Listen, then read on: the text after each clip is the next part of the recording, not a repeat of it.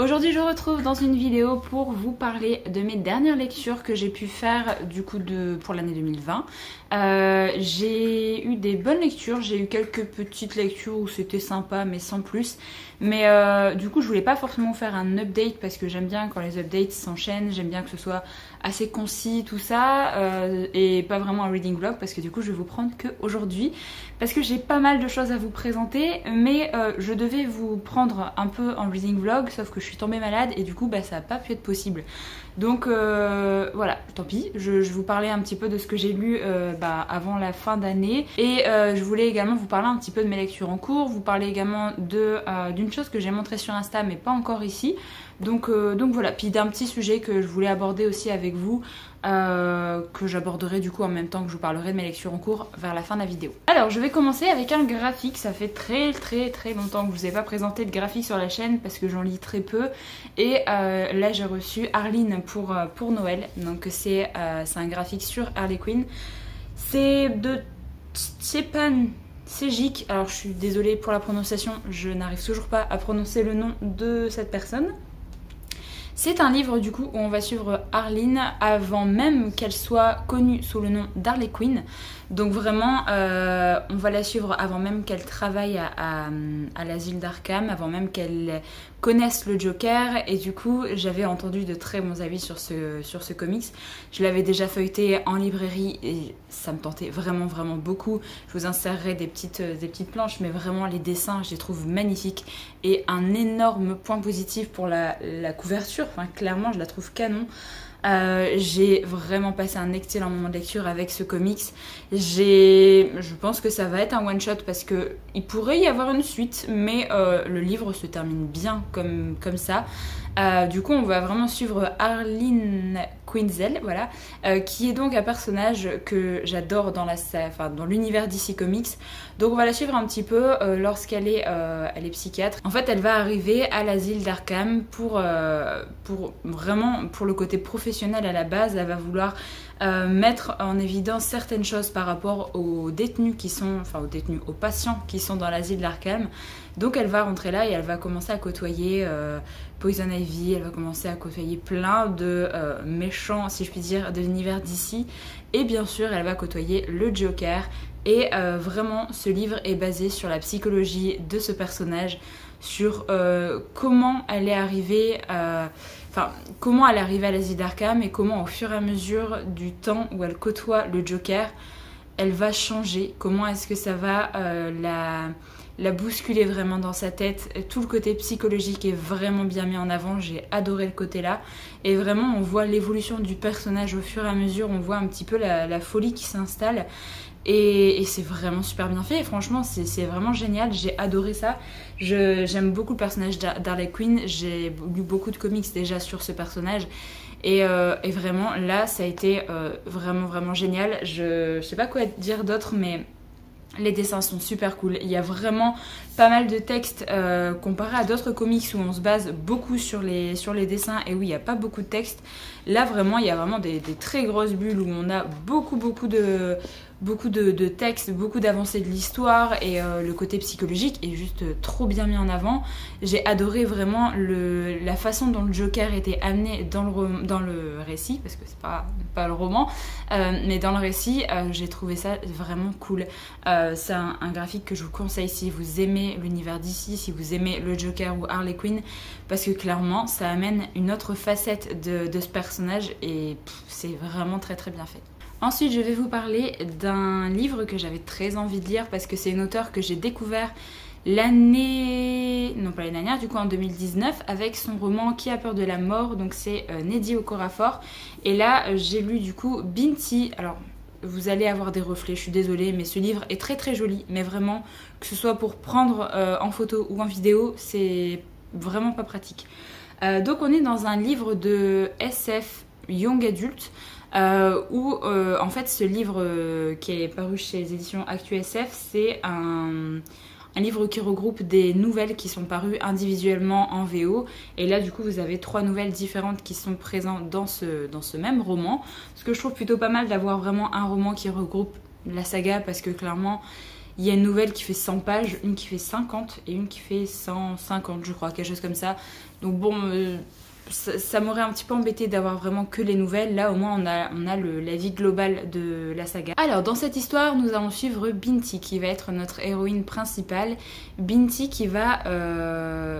Le pitch de départ c'est qu'elle va quitter sa planète. Binti fait partie d'une sorte de tribu qui a des personnes avec des capacités assez particulières parce qu'ils sont très doués pour tout ce qui est mathématiques. Vous avez des personnes dont Binti fait partie qui s'appellent des maîtresses harmonisatrices ou des maîtres harmonisateurs qui sont vraiment très doués. Je vous laisse découvrir un peu ce côté-là.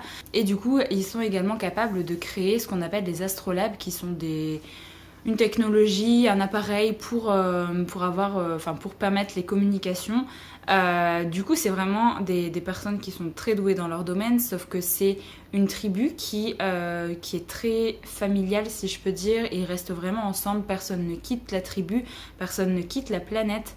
Sauf que Binti va vouloir changer un petit peu ça. Elle va avoir des envies d'autre chose et elle va quitter sa planète, sa tribu pour partir dans une université où elle a été acceptée qui se trouve du coup sur une autre planète et nous on va suivre du coup dans la première nouvelle son voyage depuis sa planète vers l'université. Après on aura la deuxième où ça se passe à l'université et la troisième où pour telle ou telle raison elle va revenir chez elle. Donc voilà, on va suivre un petit peu ça. Dans la première nouvelle, vous avez l'aspect du voyage qui est mis en avant avec alors déjà avec un événement hyper traumatisant pour Binti et hyper un peu traumatisant pour nous aussi, hein, clairement. Je m'attendais pas à ce que ce soit aussi violent que ça dès le départ. Après, vu ce que l'auteur avait fait dans Qui a peur de la mort, ça aurait pas dû me surprendre. Mais j'ai beaucoup aimé la première nouvelle, vraiment l'entrée dans l'histoire, la connaissance, la découverte du personnage de Binti. Vous avez également un groupe de créatures qui sont les méduses qui vont apparaître dans le premier tome, enfin dans la première nouvelle, qui sont hyper intéressantes également. Et j'ai beaucoup aimé ça, ça fait vraiment premier contact avec une espèce un peu alien comme ça. Il y a la deuxième partie et la troisième partie du roman qui m'ont un peu moins plu parce que j'ai pas trop aimé la direction que prenait l'histoire. J'ai vraiment adoré la première partie. Après ça se lisait vraiment bien, j'ai quand même aimé ma lecture, j'ai lu jusqu'à la fin et globalement ça a été une bonne lecture. J'ai vraiment beaucoup accroché au début et au fur et à mesure je me disais bon c'est sympa mais voilà, c'est pas ce que je voulais dans la suite de l'histoire, c'est pas forcément que j'aurais pas forcément aimé que l'histoire évolue comme ça, que ce soit pour Binti ou pour d'autres personnages. Donc c'était très sympathique. Après je pense que je préfère l'auteur du coup dans un vrai roman comme elle a pu faire avec Qui a peur de la mort. Là, le fait que ce soit 3 nouvelles, alors c'est bien fait parce qu'on passe pas forcément beaucoup de temps entre les nouvelles, ça s'enchaîne quand même très bien. Mais ça casse un petit peu le rythme quand même d'avoir vraiment des petites nouvelles comme ça parce que ça se sent que l'auteur a voulu mettre en place des choses dans chaque nouvelle et du coup c'est pas aussi fluide qu'un vrai roman. Mais franchement ça a été une bonne lecture quand même et si vous aimez l'auteur, je vous conseille vraiment de découvrir ce titre-là. Ce que j'aime bien avec Nnedi Okorafor, c'est que elle avait fait un roman de fantasy qui se passait sur le continent africain. Là, c'est un roman de SF young adult où vous avez une héroïne qui est d'origine africaine. Enfin, c'est pas vraiment dit, mais vraiment avec des coutumes, plein de choses qui font penser à les coutumes africaines. Il y a le racisme qui est mis en avant dans ce récit parce que l'héroïne va avoir des coutumes assez particulières, elle se recouvre un petit peu d'argile et du coup elle va être très, très mise de côté par certaines personnes. On va dire qu'elle est bizarre de faire ça, que du coup elle est pas propre, enfin voilà, on va vraiment un peu la dénigrer pour plein de choses par rapport à ses coutumes. Donc on a ça qui est mis en avant et j'ai vraiment beaucoup aimé parce que c'est pas forcément dénoncé de façon hyper violente, hyper méchante, enfin...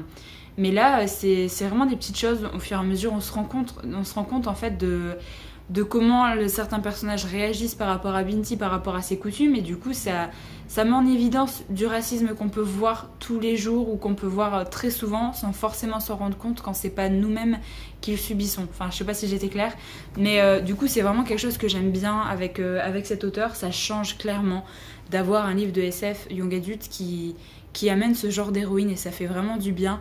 Donc vraiment, j'aime toujours autant l'écriture de l'auteur en plus. Donc je pense que je lirai Kabou Kabou, qui est l'autre roman que j'ai pas encore lu de cet auteur.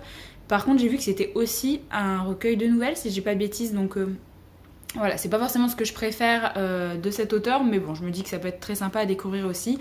Donc si jamais vous voulez découvrir un peu l'auteur, alors je vous conseille quand même plus son roman Qui a peur de la mort, parce que c'est vraiment ce que j'ai préféré, c'est de la fantaisie qui est par contre très dure, très violente et très gore à certains moments.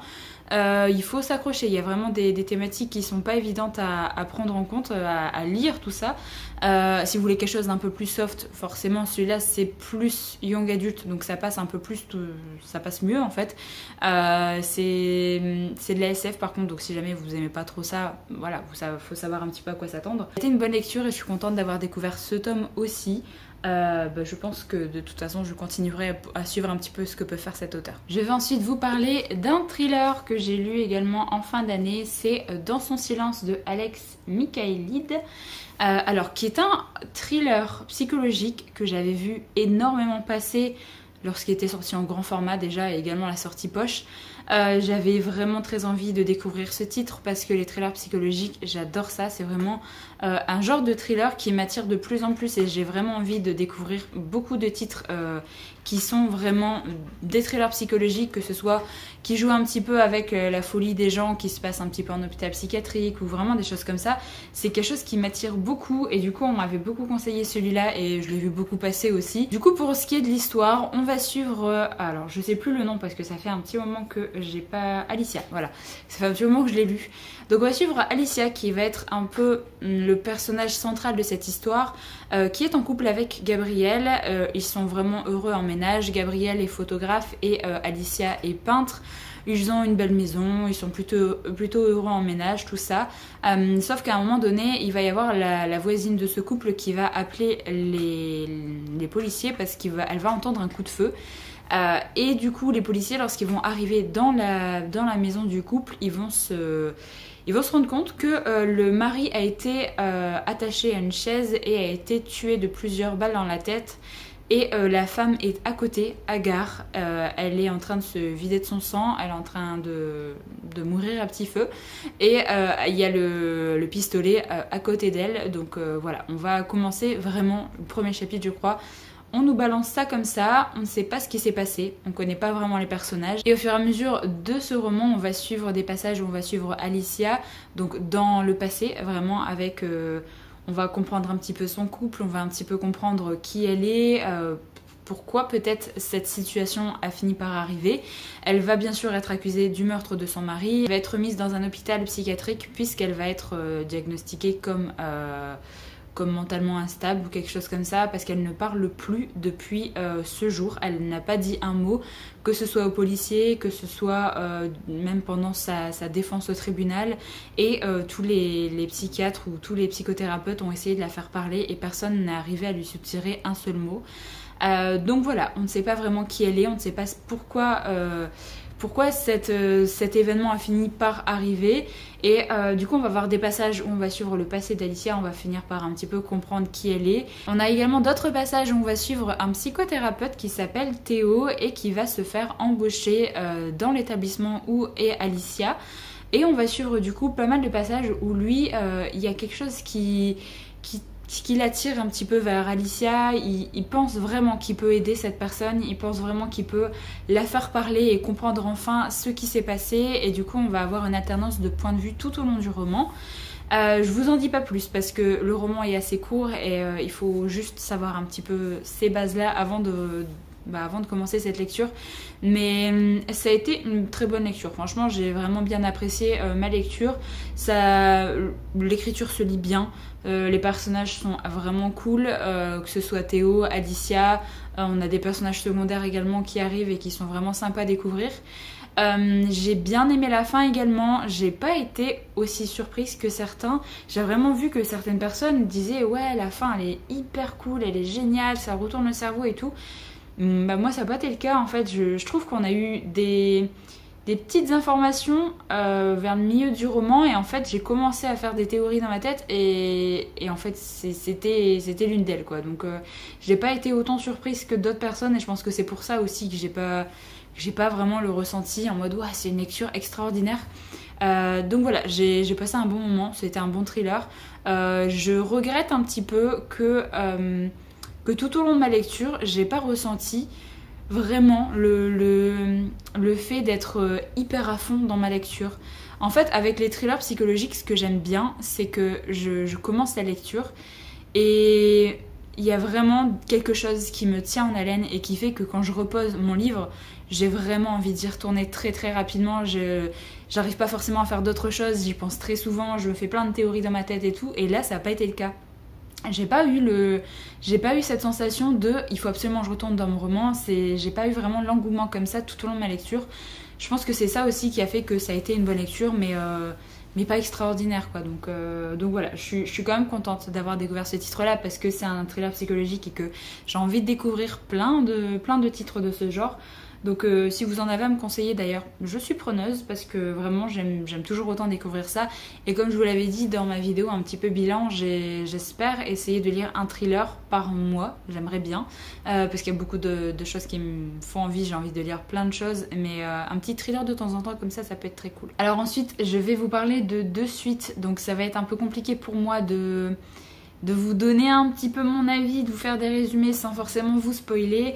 La première suite que j'ai lue, c'est le tome 2 de Silo, donc c'est Silo Origine de Hugh Howey. J'ai vraiment passé un bon moment avec cette lecture. J'ai moins aimé que le premier tome, tout simplement parce qu'on n'a pas forcément les mêmes personnages et on n'est pas directement dans les silos comme on a pu l'être dans le premier tome.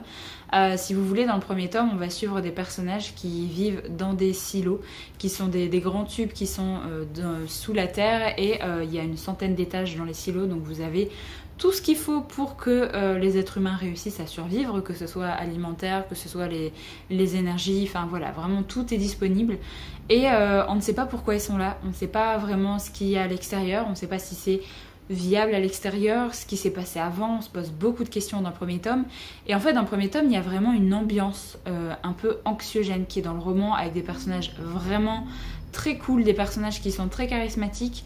Et là, du coup, en fait, c'est techniquement la suite, c'est considéré comme le tome 2, sauf qu'on va avoir une partie où ça se passe avant le premier tome, et on va rejoindre un petit peu ce qui se passe dans le premier tome. Donc c'est un peu perturbant parce que du coup on repart en arrière, ce qui est cool parce qu'on a enfin des réponses à nos questions sur pourquoi il y a des silos, pourquoi ça a été mis en place, comment ça a été mis en place, qui a mis ça en place, qu'est-ce qui s'est passé avant.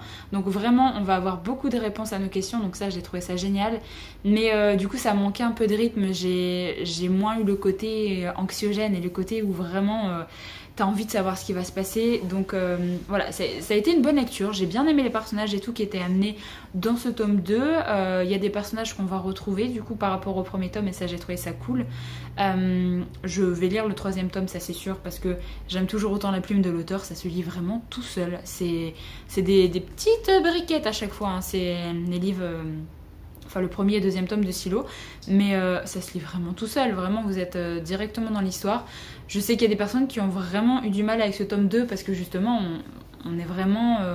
c'est très différent du premier tome et ça je peux comprendre, hein. C'est soit on adhère et du coup on est curieux et on veut vraiment savoir la suite, ou soit on passe complètement à côté et du coup ça nous plaît beaucoup moins que le premier tome. Donc voilà, c'est vraiment propre à chacun, je dirais, pour ce 2e tome. Mais le 3e tome, je mets beaucoup d'espoir pour la fin de cette trilogie, techniquement.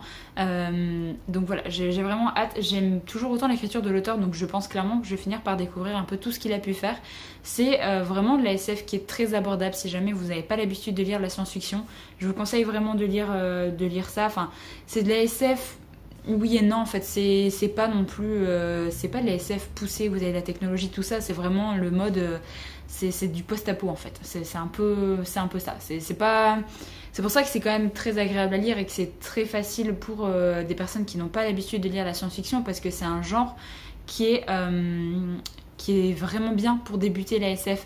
Tout ce qui est dystopique, tout ce qui est post-apo, enfin je trouve ça génial pour débuter la science-fiction en douceur parce que c'est des sous-genres de la SF qui sont vraiment abordables. Donc voilà, si jamais vous souhaitez découvrir l'auteur, n'hésitez pas, il a fait des one-shots, il a fait sa trilogie qui est la plus appréciée que tous ses autres romans, j'ai l'impression. Donc voilà, je vais découvrir le 3e tome, non pas si longtemps que ça je pense, j'espère début d'année. J'aimerais bien le lire dans pas si longtemps que ça pour avoir tous les éléments en tête et pour pas faire traîner encore très longtemps une saga. Bon, et l'autre suite de saga dont je ne peux pas trop vous parler non plus, c'est la suite de La Roue du Temps. J'ai lu le tome 6, donc la première et deuxième partie, ce qui correspond au tome 11 et 12 en poche. Et bah franchement, c'était une très bonne lecture. J'ai vraiment passé un super moment avec ce tome 6. Il y a beaucoup de personnes qui m'avaient dit que c'était le moment creux de la saga. J'ai vu beaucoup passer ça.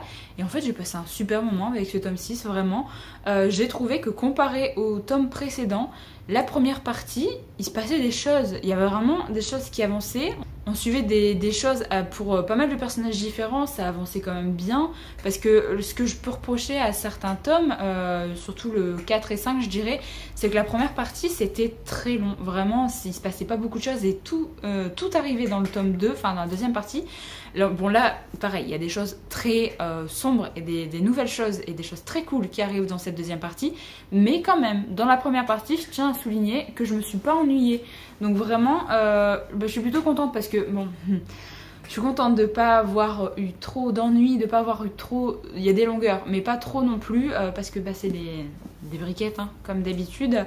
Donc voilà, les autres tomes sont un peu plus courts, là je crois jusqu'au 10, donc bon, ma foi, ça... Il y aura un peu moins de longueur peut-être. Après ça veut pas dire, peut-être que les tomes sont plus courts, mais qu'il y a plus de longueur que dans des tomes plus gros. Des fois faut pas chercher. Mais vraiment j'ai passé un bon moment, on retrouve pas mal de personnages que j'aime bien. Il y a un personnage qui est revenu et je suis trop contente. Donc voilà, c'est vraiment une saga qui prend son temps, clairement, qui avance doucement mais sûrement. Mais là du coup on a pas mal de petites choses qui avancent et surtout la fin de ce tome, vraiment je m'y attendais pas. Du coup ça ouvre de nouvelles possibilités, il y a plein de choses qui se mettent en place. Et tout ce que je peux vous dire c'est que le personnage de Rand, vraiment ça s'améliore pas en fait. J'aime toujours pas ce personnage, hein. Vraiment c'est un peu notre personnage principal, même si vraiment il y a d'autres personnages très très importants. Ceux qu'on suit depuis le départ, Matt, Perrine, Egwene, Nineveh, enfin voilà, il y a beaucoup de personnages qui sont très importants et qui sont principaux, mais Rand est un petit peu spécial. Et vraiment Rand, j'ai du mal. Et autant avec Nineveh, je l'aimais bien au début et en fait... de plus en plus, j'ai beaucoup de mal avec elle. J'ai beaucoup de mal avec ce personnage, avec ses réactions et tout. Ça va pas du tout être mon personnage préféré. J'aime bien Mine. Si vous lisez un petit peu la saga, je vous dis un petit peu des noms. Je sais que pour les personnes qui n'ont pas commencé cette saga ou qui n'ont pas encore découvert ces personnages, c'est un peu... Voilà, vous savez pas trop de quoi je parle. Mais je peux pas trop rentrer dans les détails, vraiment. N'hésitez pas à aller voir mon avis sur le premier tome si jamais vous voulez commencer la saga, vous voulez un petit peu des retours. Il y a plein de personnes qui parlent de cette saga, donc n'hésitez pas à vous faire un petit peu vos propres...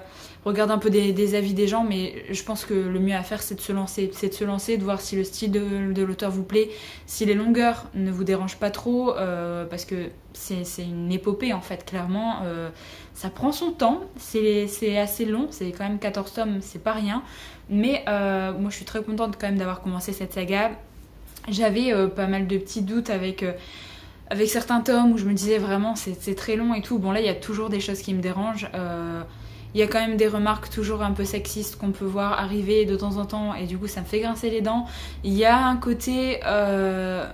il y a un carré amoureux non, je comprends pas trop non plus, je suis pas fan de ça. Vous avez également... Alors, il y a une scène qui m'a marquée, une scène qui concerne des femmes. Et en fait, alors je ne vous spoile pas du tout, je ne dis pas dans quel contexte, je ne dis pas qui ça touche ou quoi que ce soit. Mais en fait, les femmes font une sorte de cérémonie et pour prouver qu'elles sont bien femmes et que ce ne sont pas des hommes déguisés, elles montrent tous le haut. J'ai pas compris en fait. Du coup, ils sont tous là enfin, en train de se déshabiller à moitié et en train de dire je suis bien une femme, je suis bien une femme. Enfin, j'ai pas compris cette scène, vraiment, c'était très perturbant dans ma tête. Bon, voilà. Et oui, il y a un truc aussi qui se passe dans ce tome-là qui... J'ai trouvé ça un petit peu dommage, c'est avec le personnage d'Egwene, qui est un personnage que j'aime beaucoup. J'ai pas trop compris la direction que va prendre son personnage, la direction vraiment de ce qui va se passer avec elle, parce que je voulais pas ça, en fait, vraiment je voulais pas ça pour elle, et j'espère que ça va être temporaire, que ça va pas rester comme ça longtemps. Donc voilà, je suis un peu déçue par rapport à ça, j'espère juste que c'est pas fixé et qu'elle va pas rester dans cette position là très longtemps. Mais bon, pareil, je peux pas trop rentrer dans les détails. Si vous voulez discuter et que vous avez déjà lu ce tome là, n'hésitez pas à venir en discuter avec moi, plus sur Insta, pas dans les commentaires pour pas spoiler les gens. Mais voilà, je suis un petit peu déçue par rapport au personnage d'Egwene, mais je me dis il reste encore tellement de tomes qu'elle va encore très certainement évoluer et du coup je vais encore être surprise. Puis il y a un élément qui s'est passé dans le tome 5 qui touche un personnage et en fait je suis en train de me faire plein de théories dans ma tête pour savoir un petit peu la suite, parce que je sais que ça peut pas être comme ça. Et je me fais plein de théories dans ma tête, donc je sais qu'il y a des personnes qui ont fini cette saga et j'ai pas trop envie d'aller leur parler parce que j'ai peur qu'ils me spoilent, même juste par leur réaction, même si c'est pas voulu. Mais voilà, j'essaye de faire plein de théories dans ma tête, donc bref. Je pense que je lirai le tome 7 qui est déjà dispo du coup dans ces éditions là dans peut-être le mois de février ou quelque chose comme ça. Je pense que j'essaierai de me le procurer dans pas trop longtemps pour pas trop faire traîner, parce que j'ai vu que le tome 8 était prévu mois de mars, avril, je sais plus, enfin il va arriver très très vite, donc bon, il faut quand même le temps de lire ces petites briquettes quand même. Donc voilà un peu pour toutes les lectures que j'ai lues pour la fin d'année 2020. Là en ce moment j'ai 2 lectures en cours. J'ai la lecture commune qui est sur La Voix des Rois, que j'ai toujours en cours. Je suis quasiment à la fin de la première partie et j'aime vraiment bien. C'était pas... En fait ça ne m'étonne même pas que j'aime bien, parce que c'est du Sanderson, que j'adore l'écriture, c'était un peu une valeur sûre. C'est quand même assez introductif dans ce tome là, mais il y a déjà plein de possibilités et plein de choses qui se mettent en place qui me... Voilà, ça me hype vraiment pour la suite. Donc voilà, j'espère que la suite me plaira tout autant, mais de toute façon je vais enchaîner avec la deuxième partie très vite. Et je suis également en train de lire le tome 2 des Aventuriers de la Mer. Donc là je suis à la deuxième partie, donc ça correspond au tome 5 en format poche. Donc c'est Prison d'eau et de bois de Robin Hobb. Et c'est ma lecture doudou en ce moment, clairement c'est ma petite lecture doudou, parce que j'adore cet univers, j'adore les personnages. Bah, y a des choses vraiment un peu dégueu quand même qui se passent, surtout dans la première partie, dans le tome 4 en poche. Il y a eu une scène, mais ça m'a donné des hauts de cœur quand je l'ai lu. Mais j'aime toujours autant, donc vraiment je prends toujours plaisir à retourner dans cette lecture, parce que l'écriture est vraiment super cool, les personnages sont cool, j'adore l'univers, donc j'avance petit à petit. En même temps je me dis c'est qu'une trilogie, donc en fait ça va aller vite à lire, et voilà, je suis un peu dégoûtée quand même d'avancer un peu trop vite dans cette saga, mais bon. Et la dernière chose dont je voulais vous parler du coup dans cette vidéo, c'est que, alors je l'ai montré sur Insta, je me suis pris un petit classeur comme ça qui va me permettre d'écrire toutes les notes que je vais prendre sur les grosses sagas de fantasy que je vais lire cette année, avec, enfin je vous le montrerai de toute façon au fur et à mesure sur Insta ou dans un vlog je pense.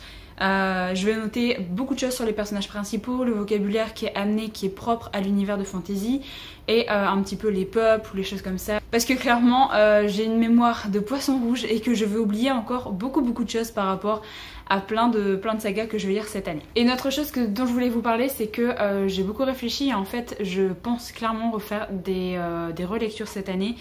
Notamment une relecture que... En fait, il y a le tome 4 de Sharakai qui va sortir cette année et j'ai beaucoup trop envie de relire les 3 premiers tomes et d'annoter comme je suis en train d'annoter les Archives de Rochard, parce que c'est une saga que j'adore. Vraiment, ça fait partie de mes sagas un peu chouchou et j'ai envie de noter tous les éléments et de vraiment avoir tout en tête pour commencer le tome 4 et la suite qui paraîtra quand ça paraîtra, mais...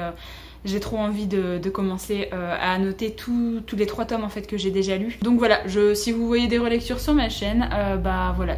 En fait sur le coup, j'aime pas trop faire des relectures parce que j'aime bien également vous parler de nouvelles choses et tout, mais en fait j'ai pas envie de me priver de ça. C'est quelque chose que j'ai envie de faire parce que c'est une saga que j'adore, un auteur que j'adore, et du coup j'ai envie de relire, et j'ai pas envie de ne pas le faire uniquement parce que j'ai une chaîne YouTube et que du coup j'ai envie de vous présenter des nouvelles choses.